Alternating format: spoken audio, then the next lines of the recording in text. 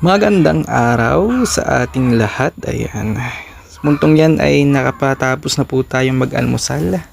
At yan ang aking inay. Nagtataka kung bakit ako ay balisa sa pagbubuhat ng mga lamesang yan.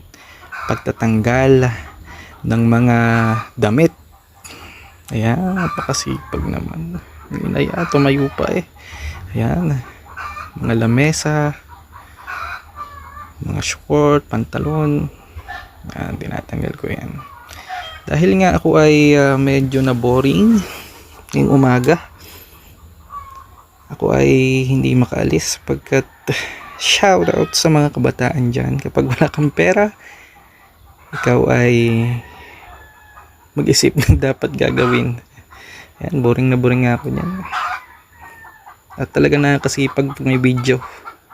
Yan si Mokang.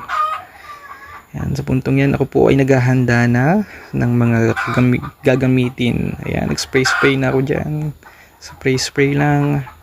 Napakasipag naman talaga ng taong yan. Sino ba yan? Si Joshua Garcia ba yan? Yan, lilinis na ako dyan. Spray lang. Yan, ano ko yung iniisip nito? Tama ba kaya ang ginagawa kong ito? Yan.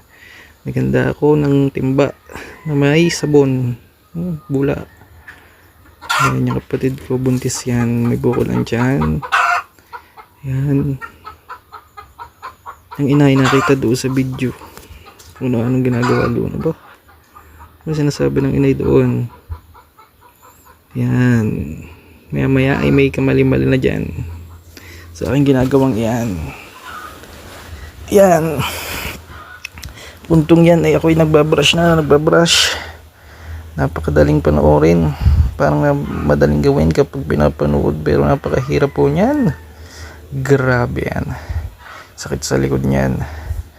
Pero dahil kailangan nating maging productive ngayong linggo, tapusin natin yan. Yan. Brush lang. Wow. Sipag naman ni Dennis Malbar. Na-addict na sa incognito. Matatalo na ang tanggol. Yan, brush ka lang dyan. Yan. Grabe naman, napakasipag naman yan.